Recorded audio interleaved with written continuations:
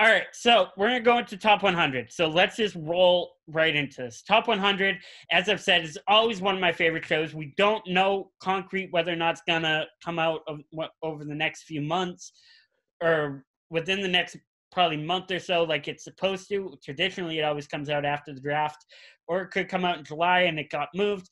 But the way the show works is basically the NFL Network and NFL Media and NFL Films ask every player to make a list of their top 10 players in the league, and then they compile all the data into what they call the players list, 100 through 1, and without position, without any alphabetical order, going from 100 to 1. And I can't even say worst player to best player because there's thousands of players in the league, but the 100 best players in the league. And this is always a huge debate among people. I know last year, right around this time, I was working at the pro shop, and I was talking to my buddy Andrew, no relation to Greenblatt, obviously, and we would always discuss, like, we were really into this list and who was going to be very high and very low. So, Greenblatt, why don't you start us off with your top 5? All right. And we'll go around, discuss our top 5, and then I'll give you my top 10. The first two, pretty obvious choices. Yes. Number 1 is Mahomes, without a doubt. Yep. Number 2 is Lamar. We've already talked enough about why they're the top 2. Yes, those are the Yeah. and I even mentioned, because we brought up and said, well, to save time, because originally we were going to do our top 10 each. And we said, to save time, why don't we do our top 3? And I'm like, that won't really do much because everybody's going to have Mahomes and Lamar and Mahomes. Yeah, that's why I suggested we limit it to like one position, like so we don't get overloaded with quarterbacks. But as I said, though, at the same time, no, I understand your point. Yeah, though.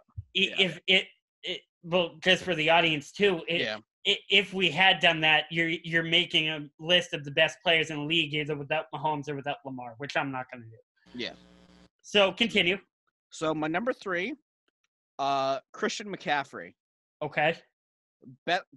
Arguably one of the best running backs in the league right now. Dude is an incredible double threat. Guy led in receiving, he was pretty high up there in receiving touchdowns, I believe, last year. He had 4, but he led running backs. Okay. No, yeah. But for running backs, that's a lot. Yeah, he was just great. He can run, he can catch. He's just a great weapon for whoever is, for now, Teddy Bridgewater. Yep. Just outstanding guy, runs like a truck, is great. I love him. He's not a huge dude either. No. And he's only 5'11" off the top of my head. I mean, a dude just signed one of the, I think, the richest, running back deal. It is the richest. Yeah, he deserves it. Dude's incredible. And he was going to be who I was going to argue with. If he continues, what he's doing, he could arguably be the next Madden cover athlete, I think, for next year. He would make an absolutely great cover athlete. Yes. For number 4, I don't know if you guys would have picked this. I picked TJ Watt. Okay. All right. One of the best one of the best linebackers in football right now. He was one of the best defenders last year.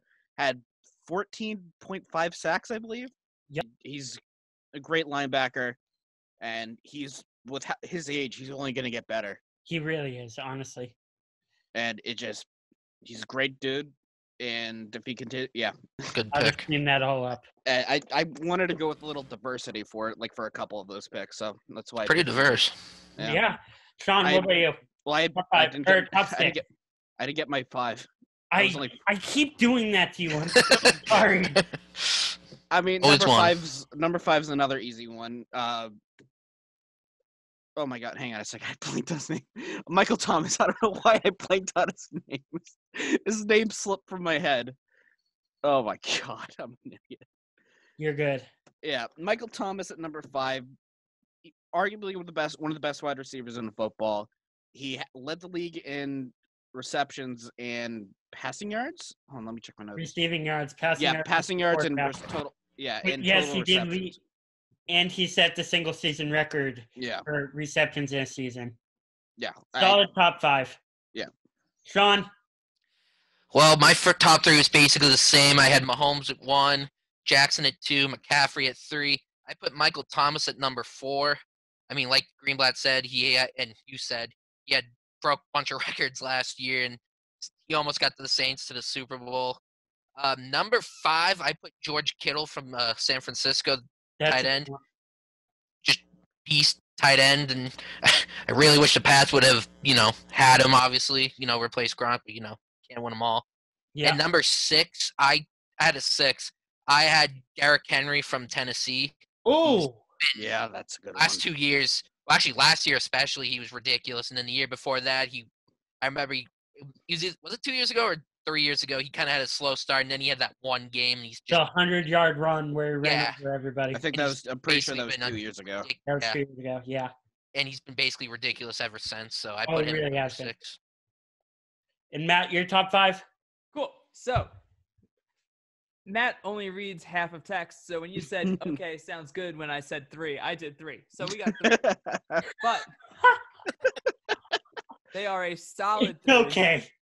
I mean, I wrote a legitimate paper about my top 5.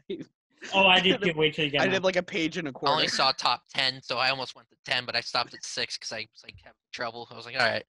Yeah, no. Basically, when Ryan was like, "Let's do 10," I was like, "How about 3?" And I saw him say, "Yeah, you're right. That was enough for me to read for the night." And I was like, "All right, I'll see you guys on the Zoom chat."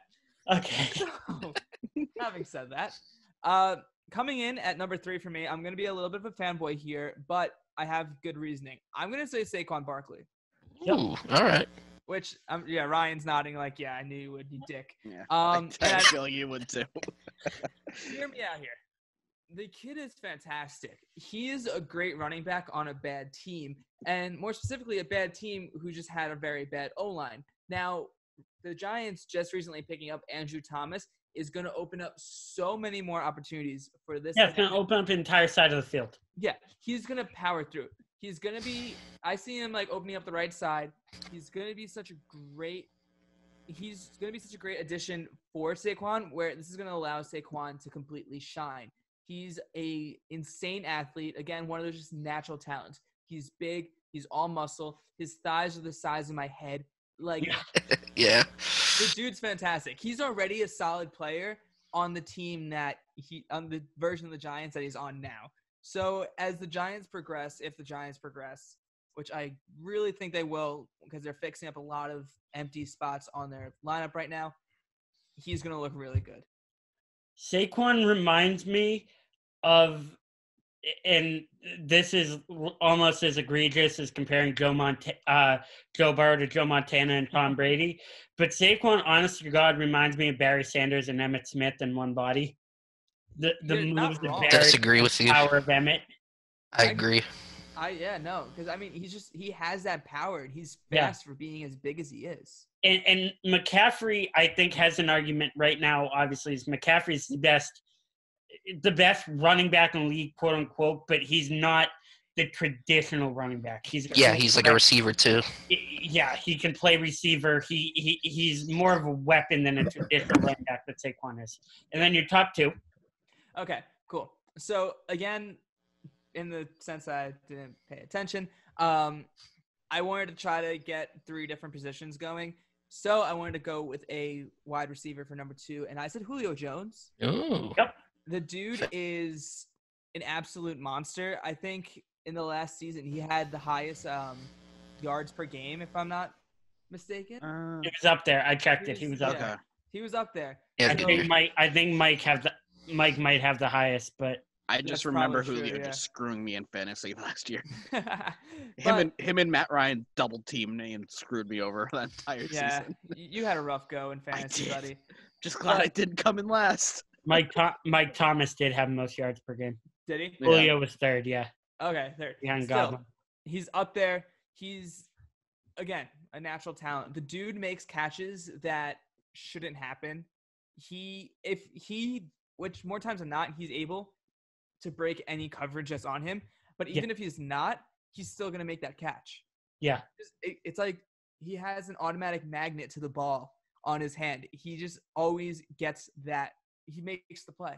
All you have to watch is the play in the fourth quarter of the Super Bowl. Yeah. Oh, yeah.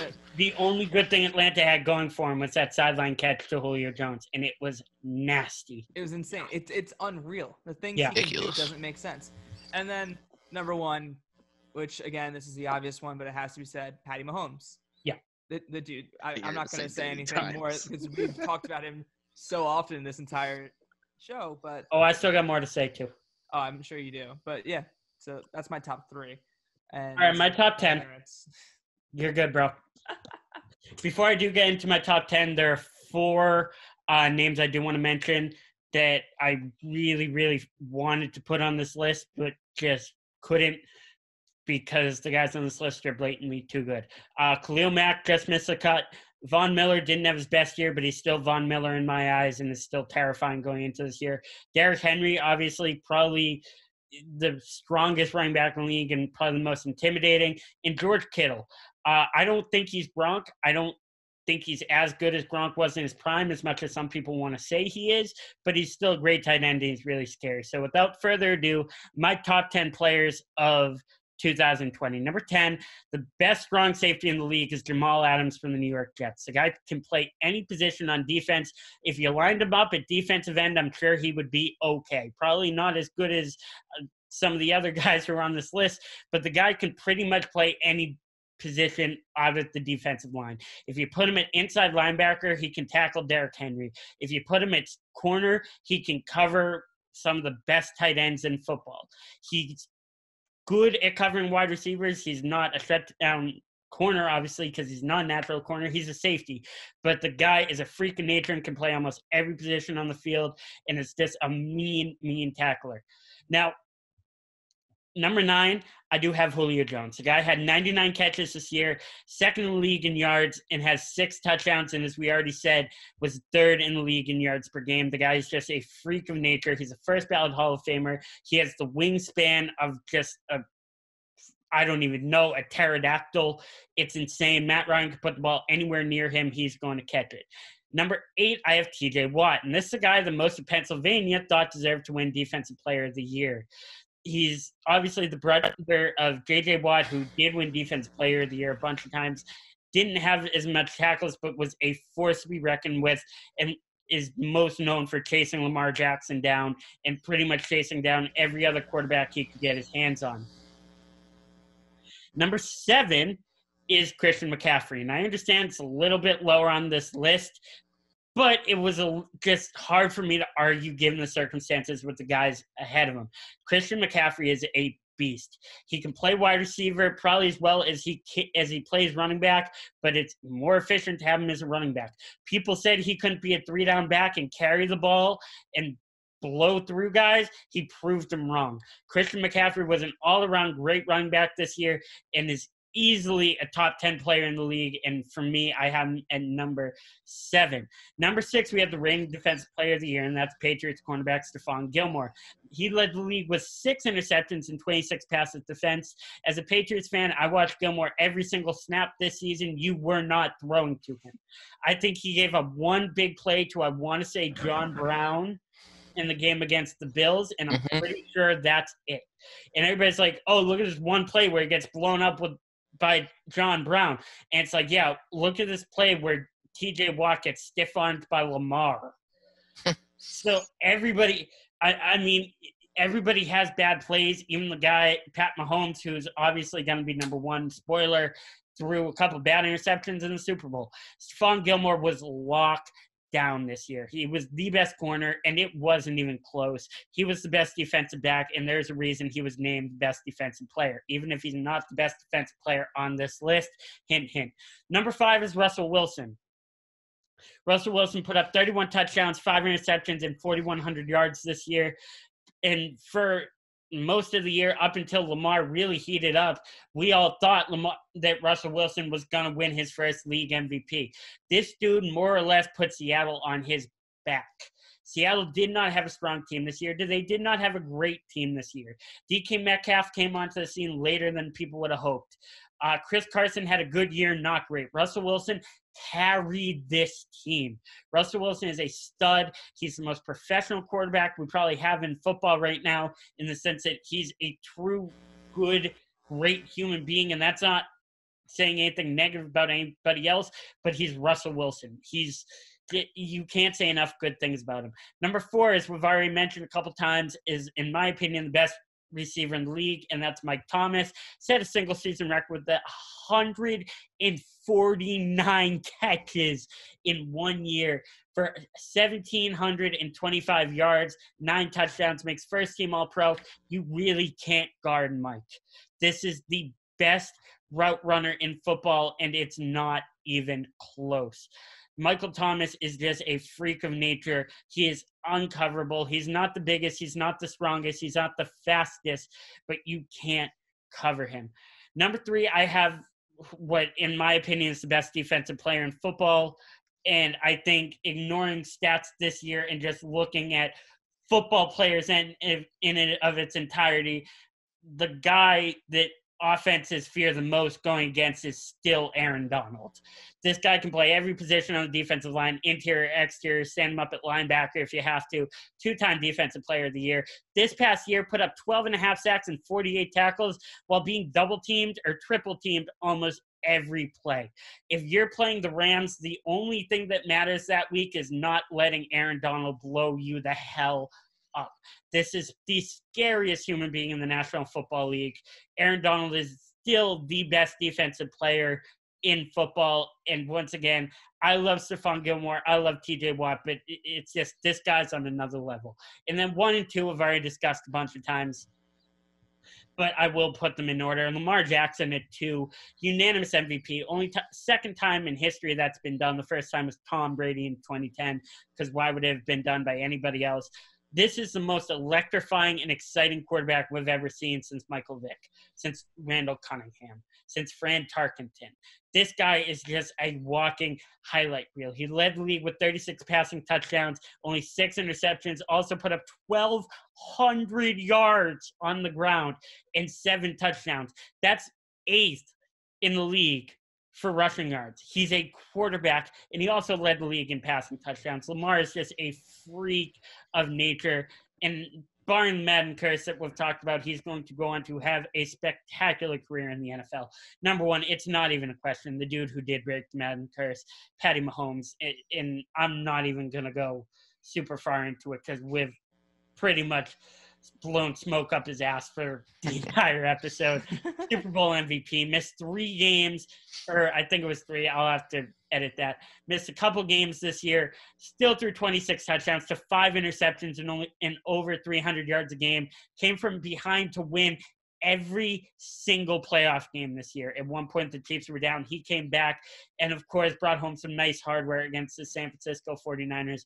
Patrick Mahomes is the number 1 player in football, and I would not be surprised if he's the number 1 player in football a bunch of more times and wins a bunch of more rings. This is the dude. We're not going to call him the GOAT. He won 1 Super Bowl. I'm tired of idiots calling him the GOAT, guys. Tom won 6. Pat could do it. It's going to take some years. It's not going to happen in a year. But Patrick Mahomes is the most exciting thing we have in football right now. And it's not even close. So that's going to wrap up our show. Thank you guys for watching. Can I just add one quick thing about Mahomes? Yeah, please do. And you guys saw that interview he did where he talked about how he didn't learn how to really read defenses till like the middle of the year. And that was wild to me. Yeah. That's terrifying. It's terrifying. It's only going to get better. Yeah. This just wanted to add that in just really quick because we didn't talk about that at all. And coming out of the draft, everybody says this kid has a gunslinger mentality and, oh, he's like Brett Favre. This kid's not Brett Favre. He's smarter than Brett Favre. This kid's not Elway.